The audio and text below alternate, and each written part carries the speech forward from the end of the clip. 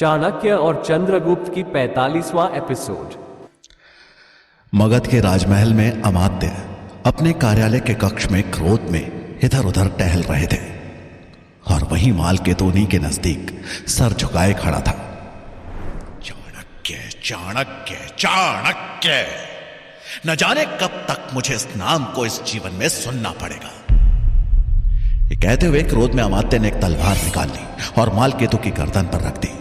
अमात्य बोले, मुझे ज्ञात नहीं था कि मैंने एक कमजोर घोड़े पर दाव लगाया है जो रण क्षेत्र से पीठ दिखाकर भाग आएगा। ऐसे करोगे चाणक्य का सामना? तुम्हारे जैसे सैनिक की अब मुझे कोई आवश्यकता नहीं, तुम्हारा अंत आ चुका है। मालकेतु डरते हुए बोला, महामंत्री जी, अगर आपने मुझे मार दिया तो आप चंद्रगुप्त के रहस्य तक कभी नहीं पहुंच पाएंगे। अमात्य ने अपनी तलवार हटा दी और बोले, कैसा रहस्य? मालकेतु हाथ जोड़ते हुए बोला, मैं चंद्रगुप्त की माता के बहुत करीब हूं। यदि वो मेरे हाथ आ गई तो हम उसके माध्यम से चंद्रगुप्त और चाणक्य दोनों को मिटा सकते हैं। अमात्य हैरान होकर बोला, कौन है चंद्रगुप्त की माता? जल्दी बताओ मुझे। मालकेतु बोला, मुझे शक है किसी पर जिसका चंद्रगुप्त से संबंध है। आप बस मुझे कुछ समय दें तो मैं प्रमाण के साथ आपके सामने उपस्थित हो जाऊंगा। अमात्य ने कुछ सोचते हुए कहा, ठीक है, यह तुम्हारा आखिरी अवसर होगा। अगर तुमने प्रमाण लाकर अपनी उपयोगिता सिद्ध कर दी तो मैं तुम्हें क्षमादान दे दूंगा, लेकिन अगर तुमने यह मौका गंवाया तो तुम्हारी खाल खिंचवा कर उसमें भूसा भरवा दूंगा। मालकेतु की जान में जान आ गई। वो बोला, धन्यवाद महामंत्री जी, मैं आपकी उम्मीदों पर पूर्ण रूप से खरा उतरने का प्रयास करूंगा। मेरा विश्वास मानिए, अगर मैं प्रमाण तक पहुंच गया तो हम एक तीर से दो शिकार कर पाएंगे, पहला चंद्रगुप्त और दूसरा चाणक्य। अमात्य ने उसकी बात पे हामी भरी। मालकेतु खुशी खुशी अमात्य के कक्ष से बाहर निकल गया। वहीं अमात्य ने मन ही मन सोचते हुए कहा, मैं भी जानने का इच्छुक हूं कि आखिर चंद्रगुप्त में ऐसा क्या है कि चाणक्य उस पे इतने न्यौछावर हैं। इधर मगध में मंत्री शंभुनाथ अपने कक्ष में बैठे थे। उनके कक्ष में कोई रोशनी नहीं थी। तभी उनके कक्ष के द्वार पर किसी की दस्तक हुई। शंभुनाथ ने बैठे हुए ही कहा, द्वार खुला है, अंदर आ जाओ। उनका गुप्तचर श्वेतबाहु द्वार खोलकर अंदर आ गया। शंभुनाथ को अंधेरे में अकेला बैठा देखकर उसने पूछा, मंत्री जी, आप अंधेरे में क्यों बैठे हैं? इतना बोलकर वो रोशनी करने के लिए मशाल की तरफ बढ़ा तो शंभुनाथ ने उसे रोकते हुए कहा, रहने दो श्वेतबाहु, आज मैं भी अंधेरे का स्वाद चखना चाहता हूं। जब पूरा मगध ही अंधेरे में डूब रहा है तो मेरे कक्ष की रोशनी कितना उजाला दे सकती है? श्वेतबाहु ने मशाल जलाते हुए कहा, उजाला भले ही ना दे, लेकिन उजाले में बैठकर आप मगध के अंधकारमय भविष्य को प्रकाशित करने के बारे में कुछ सोच सकते हैं। वैसे आपके लिए एक सूचना है। शंभुनाथ बोले, कहो, क्या सूचना है? श्वेतबाहु बोला, अमात्य का एक सेवक मालकेतु तक्षशिला से आया है और साथ ही राजहंस नाम का एक अन्य व्यक्ति भी। उसने शंभुनाथ को वो सारा घटनाक्रम कह सुनाया जो उसने अमात्य के कार्यालय में देखा था। यह सुनकर मंत्री शंभुनाथ चिंता में पड़ गए। उन्होंने मन ही मन कहा, आखिर उस पत्र में ऐसा क्या था जो अमात्य ने अपने ही गुप्तचर पे हाथ उठा दिया, लेकिन उसे मारा नहीं? ये सब हो क्या रहा है? शंभुनाथ को अब चाणक्य की चिंता भी सताने लगी। एक ही समय में तक्षशिला से दो लोगों का आना उन्हें कुछ अजीब लग रहा था। तभी उनके घर के मुख्य द्वार पर खटखटाने की आवाज हुई। शंभुनाथ बोले, इतनी रात को भला यहां कौन आ सकता है? यह सुनकर श्वेतबाहु चौकन्ना हो गया। शंभुनाथ मुख्य द्वार के पास गए और उन्होंने जालीनुमा खिड़की से झांक कर देखा तो वहां राजहंस खड़ा था। उसे देखते ही उनके आश्चर्य की सीमा न रही।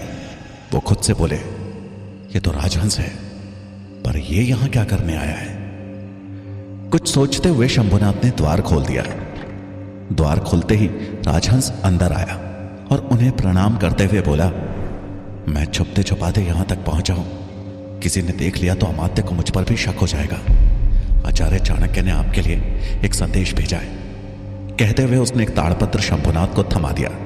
शंभुनाथ ने कहा, तुम्हारा बहुत बहुत धन्यवाद। अंदर कक्ष में आओ। उसकी अनुमति पाकर राजहंस तुरंत कक्ष के अंदर आ गया और पीछे से शंभुनाथ ने मुख्य द्वार बंद कर लिया। अंदर घुसते ही राजहंस को शंभुनाथ के कक्ष में एक व्यक्ति और दिखा। शंभुनाथ ने राजहंस से श्वेत बाहु का परिचय करवाया। उसके बाद उन्होंने उत्सुकतावश राजहंस से पूछा, जहां तक हमें ज्ञात है तुम तो आचार्य गजानन के सेवक हो, फिर चाणक्य का संदेश लेकर तुम कैसे आ गए?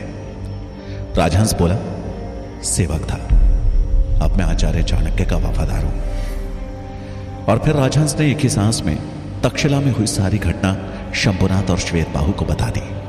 शंभुनाथ ने तारीफ करते हुए कहा, चाणक्य के आगे किसी का भी टिक पाना नामुमकिन है। उन्होंने चाणक्य के भेजे ताड़पत्र को पढ़ना शुरू किया, जिसमें लिखा था, न्याय के प्रकाश पर अगर अंधेरे की परत चढ़ जाए तो उसे मिटाने के लिए या तो सूर्योदय की प्रतीक्षा करो या फिर मशाल जलाकर उस अंधेरे को हमेशा के लिए नष्ट कर दो। बाहु ने आश्चर्य से पूछा, मंत्री जी इसका अर्थ क्या हुआ? शंभुनाथ मुस्कुराते हुए बोले, यह गुप्त सूचना है ताकि किसी के हाथ लगने पर भी इसकी गुप्तता बरकरार रहे। आचार्य चाणक्य का कहना है कि अगर अमात्य ने मालकेतु को दंड नहीं दिया तो हमें ही उसे पकड़ना या नष्ट करना होगा।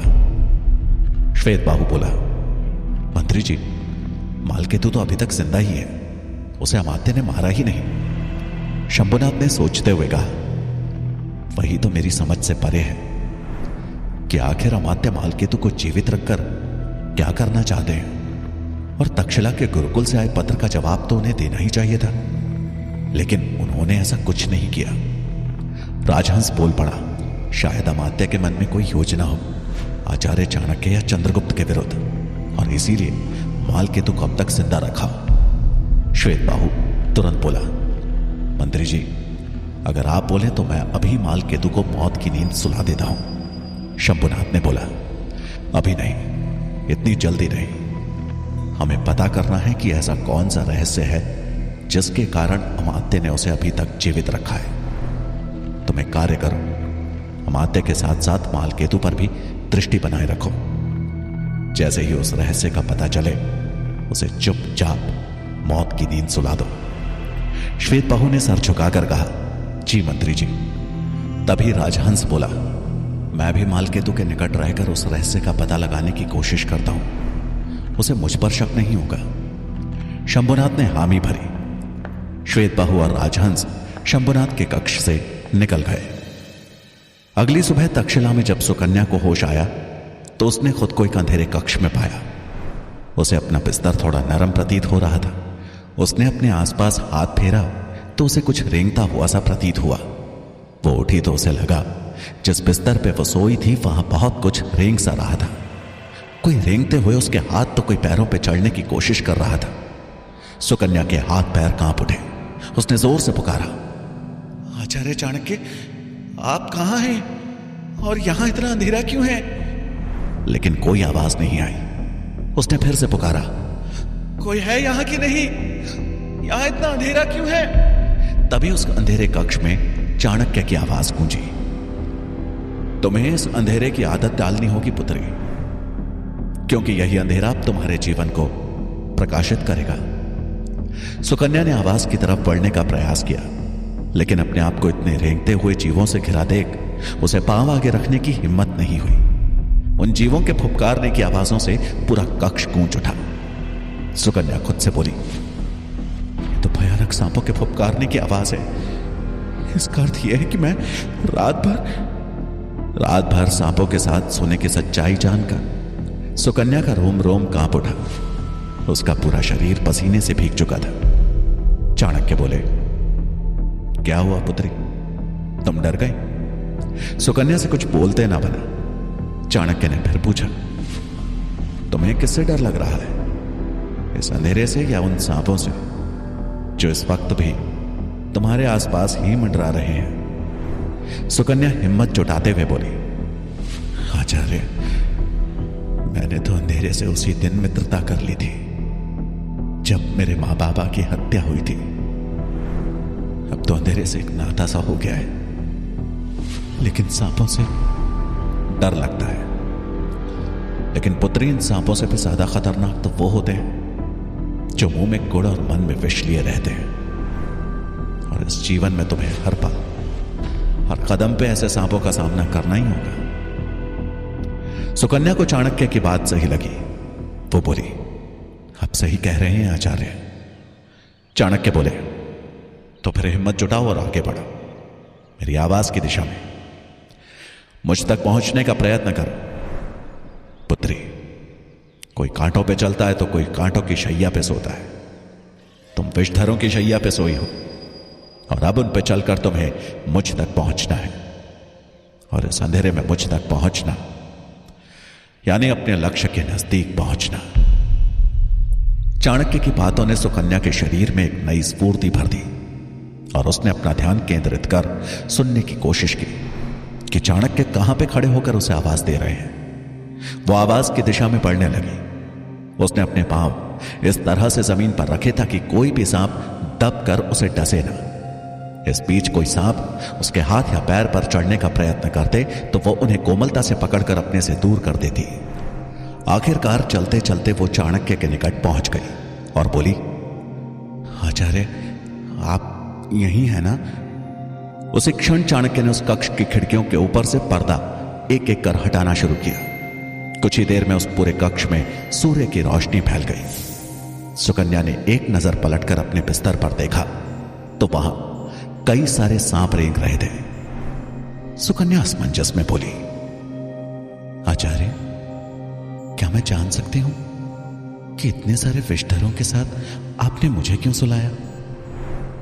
यदि इनमें से कोई भी मुझे डस लेता तो मेरी मृत्यु निश्चित थी। चाणक्य मुस्कुराते हुए बोले, इनमें से एक भी सांप जहरीला नहीं है पुत्री। सुकन्या आश्चर्य से बोली, तो फिर? चाणक्य बोले, यह तुम्हारे लक्ष्य का पहला चरण था। विषकन्या बनने से पहले विषधरों के साथ रहकर ही तुम्हारा भय खत्म होगा। सुकन्या हैरानी भरे स्वर में बोली, विषकन्या? चाणक्य बोले, हां पुत्री, अब तुम एक साधारण कन्या नहीं रहोगी, तुम बनोगी विषकन्या। सुकन्या यह सुनकर चौंक गई। उसे अपने कानों पे विश्वास नहीं हो रहा था। उसने यह सुना अवश्य था कि विषकन्याएं होती हैं, लेकिन आज वो खुद एक विषकन्या बनने जा रही थी। चाणक्य समझाते हुए बोले, पुत्री, अब यही तुम्हारे जीवन का लक्ष्य है। तुम्हें अब विषकन्या बनकर ही अपना जीवन गुजारना होगा। सुकन्या ने सोचते हुए कहा, आचार्य, मुझे आप पर पूर्ण विश्वास है कि आपने मेरे लिए जो सोचा है अच्छा ही सोचा होगा। मैं अपने लक्ष्य को पाने का हर संभव प्रयास करूंगी। चाणक्य बोले, मुझे तुमसे ऐसी ही उम्मीद है। जहां तक्षशिला में सुकन्या को उसके जीवन का लक्ष्य प्राप्त हो चुका था, वहीं मगध में मालकेतु अपने लक्ष्य के नजदीक पहुंचने का हर संभव प्रयास कर रहा था। वो हर पल मुरा पे दृष्टि रखे हुए था। मुरा महारानी की सेवा के लिए उनके कक्ष में जा रही थी। उसने जैसे ही महारानी के कक्ष में कदम रखना चाहा, तभी पीछे से मालकेतु ने जोर से कहा, चंद्रगुप्त। किसी के मुंह से चंद्रगुप्त शब्द सुन के मुरा के कदम वहीं कक्ष के बाहर ही ठहर गए। वो ठिठक कर वहीं खड़ी हो गई। मालकेतु ने एक बार फिर पुकारा, चंद्रगुप्त। मुरा ने यह सुना तो उसकी आंखों में आंसू आ गए। वो अचानक से पीछे पलटे और आवाज की दिशा में भागी। मुरा जैसे ही मालकेतु के पास पहुंचने वाली थी कि वो वहीं एक खंबे के पीछे छिप गया। मुरा ने ढूंढने का प्रयास किया कि उसके पुत्र का नाम कौन पुकार रहा था, लेकिन उसे वहां कोई नहीं दिखा। उसने खुद से कहा, आखिर यहां मेरे पुत्र का नाम कौन ले रहा था? मालकेतु ने जब यह सुना तो उसके चेहरे पे कुटिल मुस्कान आ गई। कौन है यहां? मुरा चिल्लाई, लेकिन उसे कोई जवाब नहीं मिला। मुरा खुद से बोली, यह अवश्य मेरा भ्रम था। हर घड़ी अपने पुत्र के बारे में सोचती हूं ना, इसलिए अब उसका नाम भी सुनाई देने लगा है। वो वहां से महारानी के कक्ष की तरफ चल दी। उसने अपनी तसल्ली के लिए एक बार फिर से मुड़कर देखा, लेकिन वहां उसे कोई नहीं दिखा। वो महारानी के कक्ष में प्रवेश कर गई। उसके महारानी के कक्ष में प्रवेश करते ही खंबे की ओट में छुपा मालकेतु बाहर निकला। उसके चेहरे पर मुस्कान थी। उसने मुस्कुराते हुए मन ही मन कहा, आखिरकार मेरा शक सत्य प्रतीत हुआ। यह औरत चंद्रगुप्त की मां ही है। अब मुझे इसके विरुद्ध बस प्रमाण हासिल करना है, ताकि अमात्य का विश्वास मुझे फिर से हासिल हो सके। वो मुस्कुराते हुए मुरा के विरुद्ध प्रमाण की तलाश में वहां से निकल गया। तक्षशिला में चाणक्य अपनी कक्षा की ओर बढ़ ही रहे थे कि तभी अंबी उनके सामने आ खड़ा हुआ। उसके साथ सूरजमल भी था। तांबी कुछ चिंतित नजर आ रहा था। चाणक्य ने उससे पूछा, क्या हुआ तांबी, चिंतित नजर आ रहे हो? तांबी बोला, चिंता की ही बात है आचार्य। मेरा एक सेवक आज सुबह ही एक संदेश लेकर आया है। मेरे मूल के सभी आदिवासी अपना अपना घर छोड़कर पलायन कर रहे हैं। उन्होंने मुझे जल्दी ही वहां बुलाया है, और यदि मैं समय पर नहीं पहुंचा तो वो सब वहां से चले जाएंगे। ये सुनकर चाणक्य सोच में पड़ गए। वो बोले, ठीक है, तुम जाने की तैयारी करो। उनकी बात सुनकर भी तांबी को संतोष नहीं हुआ। उसने कातर दृष्टि से सूरजमल की ओर देखा। चाणक्य उसके मन की बात भांप गए। चाणक्य बोले, कुछ कहना चाहते हो तो स्पष्ट कहो। तांबी बोला, आचार्य, आपने कहा था कि आप भी मेरे साथ चलेंगे और मेरे लोगों को समझाएंगे। हां, मुझे याद है। तांबी बोला, तो कृपया आप भी मेरे साथ चलिए। मुझे पूर्ण विश्वास है कि आप मेरे लोगों को समझाने में कामयाब हो पाएंगे। तांबी की बात सुनकर चाणक्य ने कुछ देर मन ही मन सोचा और बोले, ठीक है, मैं अवश्य जाऊंगा। उससे पहले मुझे कुलपति महोदय से इस संबंध में बात करनी होगी। तांबी ने उन्हें धन्यवाद कहा और चाणक्य अपनी कक्षा की ओर बढ़ गए। वो सभी इस बात से अनजान थे कि पब्बत और वीरसेन एक तरफ छिपकर उनकी बातें सुन रहे हैं। पब्बत के चेहरे पे एक कुटिल मुस्कान थी। वीरसेन बोला, क्या हुआ मित्र, आचार्य चाणक्य के यहां से जाने की बात सुनकर तुम्हें बहुत प्रसन्नता हो रही है? पब्बत बोला, हां, मैं इसी मौके की तलाश में था। वीरसेन हैरानी से बोला, लेकिन क्यों? उनके जाने से तुम्हें क्या फायदा? पब्बत बोला, फायदा ही फायदा है। उनके जाने का अर्थ है कि चंद्रगुप्त अकेला पड़ जाएगा, और यही सही समय है चंद्रगुप्त के साथ युद्ध करने का। वीरसेन बोला, तुम चंद्रगुप्त के साथ युद्ध करना चाहते हो? लेकिन वो तुमसे युद्ध क्यों करेगा? वो कभी तक्षशिला के नियमों के विरुद्ध जाकर तुमसे युद्ध नहीं करेगा। पब्बत एक कुटिल मुस्कान के साथ बोला, तुम बहुत भोले हो वीरसेन। घी जब सीधी उंगली से ना निकले तो उंगली टेढ़ी करनी चाहिए। मैंने आचार्य चाणक्य से ही सीखा है कि जो काम शस्त्र से ना बने वहां बुद्धि का इस्तेमाल करो। तुम देखते जाओ मैं क्या करता हूं। चंद्रगुप्त खुद आकर मुझसे युद्ध करेगा। वीरसेन पब्बत की बातें सुनकर हैरान था। वहीं पब्बत मुस्कुरा रहा था। आखिर ऐसी कौन सी योजना थी पब्बत के दिमाग में जिसके चलते चंद्रगुप्त खुद उससे युद्ध करने के लिए तैयार हो जाएगा? क्या होगी मालकेतु की अगली चाल? क्या सुकन्या विषकन्या का अगला चरण भी पूरा कर पाएगी? जानने के लिए सुनिए चाणक्य का अगला भाग, सिर्फ और सिर्फ हानिया स्टोरी मैन पे।